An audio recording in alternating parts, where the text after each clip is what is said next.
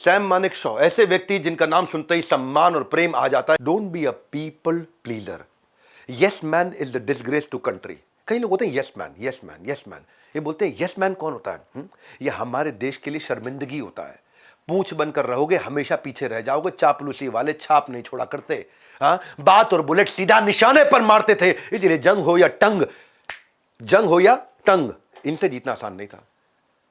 Sam Manekshaw की प्रधानमंत्री इंदिरा गांधी के साथ जो कॉन्वर्सेशन है वो बड़ी पॉपुलर रही है। बाद में उनको कई किताबों में कवर किया गया, बहुत सी किताबों में आई है। 1971 का जब वॉर हुआ, इंडो पाक वॉर जो था, सैम मानेकशॉ उससे पहले से ही बहुत पॉपुलर हुए जा रहे थे। और इंडो पाक वॉर में तो खैर बहुत पॉपुलर हो गए थे।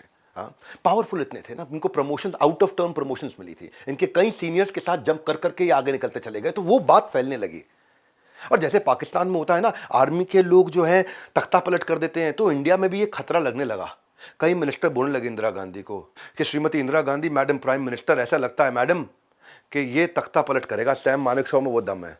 तो पाकिस्तानियों को देख रहा तख्ता पलट करते करते, वहाँ कहीं आपको पता है आर्मी वाले वहाँ पे किसी दिन मन करता गवर्नमेंट खत्म कर देते हैं वहाँ पे।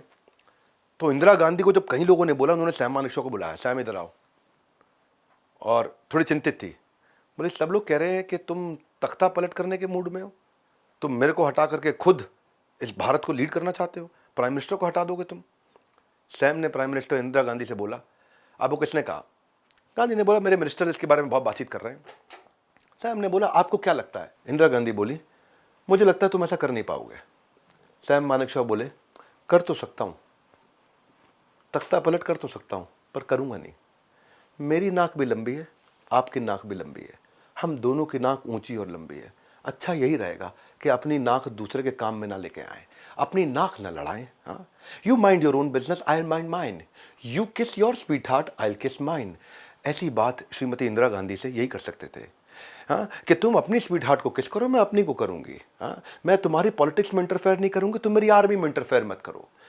बहुत ही अद्भुत प्रकार के आदमी थे, यस मैन नहीं थे ये, कभी यस मैन नहीं। इनके लिए यस मैन डिसग्रेस था, मुंह पे तड़ाक टपाक ऐसे जवाब देते। बांग्लादेश का जो युद्ध हुआ था ना, Manekshaw was the key architect.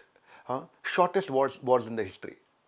एक दफा 1971 अप्रैल की बात रही होगी, प्रधानमंत्री ने कैबिनेट मीटिंग बुलाई वहां पे और आकर के सैम को बताया कि त्रिपुरा, आसाम, वेस्ट बंगाल के चीफ मिनिस्टर खत लिख रहे हैं मुझको, चिट्ठी लिख रहे हैं। प्रधानमंत्री बोलती है इनको, वो क्या लिखते हैं चिट्ठी में कि 9 लाख से ज्यादा रिफ्यूजी बांग्लादेश से इस समय भारत के अंदर आ चुके हैं। भारत में इस समय नॉर्थ ईस्ट में उतने भारतीय नहीं जितने बांग्लादेशी आ चुके हैं अंदर, और पूरा का पूरा इस समय माहौल बिगड़ने जा रहा है। आप क्या कर रहे हैं इसके बारे में? सैम ने बोला आप क्या चाहती है, मैं क्या करूं इसके बारे में? प्रधानमंत्री कहती है उनको, उठो, टीम उठाओ और ईस्ट पाकिस्तान मार्च करो, घुल जाओ अंदर वहां जाकर के, रोको सारे रिफ्यूजीज को। पाकिस्तान बांग्लादेश को जो कंट्रोल कर रहा था, बांग्लादेश नहीं था, वो ईस्ट पाकिस्तान था। मानेकशॉ बोले मैडम आप समझती हैं? हाँ madam prime minister, do you really understand कि इसका मतलब होगा युद्ध हो जाएगा? इंदिरा गांधी कहती है मुझे फर्क नहीं पड़ता युद्ध हो जाए ना होए, तुम जाओ वहां पे। तो मानेकशॉ बोलते हैं देखो आर यू रेडी? मैं रेडी नहीं हूं उस समय।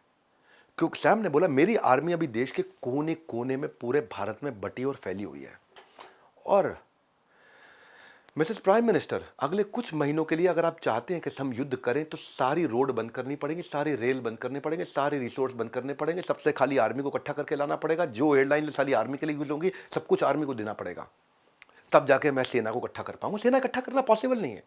मजाक है, इतने बड़े देश से मैं यहाँ पे खड़े कर दूं, सारे के सारे लोग कल आ जाओ, हाँ गिली गिली अप्पा ऐसे झू कर दूं, मतलब ये उतना ऐसा बोल सकते थे वो।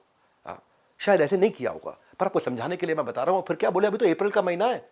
एक बार अगर हिमालयन रेंजेस के पास से सारे खुल गए ना और बर्फ वहां से गर्मी के बाद पिघल करके नीचे आई, तो वहां से चाइना आकर के अपॉर्चुनिटी लेगा, वो वहां से आकर अटैक करेगा, और 2 फ्रंट पे तो लड़ाई नहीं लड़ सकता अभी मैं। और एक बार मॉनसून शुरू हो गया, मॉनसून का मतलब समझ लीजिए madam prime minister, east Pakistan में मॉनसून का मतलब होता है फ्लड। और अगर मॉनसून में अगर वहां फ्लड आ गया तो एक छोर से दूसरा छोर तो वैसे भी नहीं दिखता, हम केवल सड़कों पे लड़ पाएंगे, बाकी तो कहीं लड़ भी नहीं पाएंगे उस मौसम के कारण। और अगर आप फिर भी चाहते हैं कि मैं जाकर के लड़ूं, तो मैं गारंटी देकर के जाता हूं कि हम 100% हार के आएंगे। हां, और अगर मेरी सुन लोगे स्वीटी, तो मैं गारंटी देता हूं बांग्लादेश जिता के लाएंगे, ईस्ट पाकिस्तान खत्म करके आएंगे और पाकिस्तान को घुटनों पर डाल के लाएंगे। अब बताओ क्या ऑर्डर है? इंदिरा गांधी ने बोला मीटिंग डिसमिस्ड। सारे मिनिस्टर उठ के जाने लगे, सैम मानेकशॉ जाने लगे। तभी बोली वो, चीफ तुम रुक जाओ। ये रुक गए वहां, उनको लगा अभी बोलेंगे मुझे अकेले में कुछ। बोले इससे पहले कि आप मुझे कुछ बोले मैं आपको रेजिग्नेशन दे देता हूं अपना। मेरा रेजिग्नेशन ले लीजिए। बोले नहीं नहीं नहीं, इतना गुस्सा मत खाओ, बताओ कितना टाइम चाहिए। मैंने बोला टाइम मेरे हिसाब से दो, जीत आपके हिसाब से होगी। और फिर जानते हैं, कुछ महीनों की तैयारी के बाद ये स्ट्रेटेजिक टाइम पे सर्दियों के समय 3 दिसंबर 1971 93,000 सोल्जर घुटनों पे ला दिए थे। हाँ, ऐसी डिसाइसिव विक्ट्री कंट्री को ला करके दी थी कि बांग्लादेश का जन्म हुआ था, जिसके पीछे उसके जनक सैम मानेकशॉ कहें तो अतिशयोक्ति नहीं होगी, एग्जैजरेशन नहीं होगा। एक सच्चा लीडर पहली लड़ाई दिमाग में लड़ता है, उसके बाद जाके युद्ध के मैदान में लड़ता है। एक रात पहले युद्ध से जब इन्होंने तैयारी करी तो प्राइम मिनिस्टर ने बोला, आई यू रेडी? तो बोले, I am absolutely ready sweetie. और ये बात केवल सैम बोल सकते थे। ये क्या कहते थे? ये कहते थे, अगर मौत आ गई ना, हाँ, और मेरे जीतने से पहले मौत आ गई तो मैं मौत को मौत के घाट उतार दूंगा।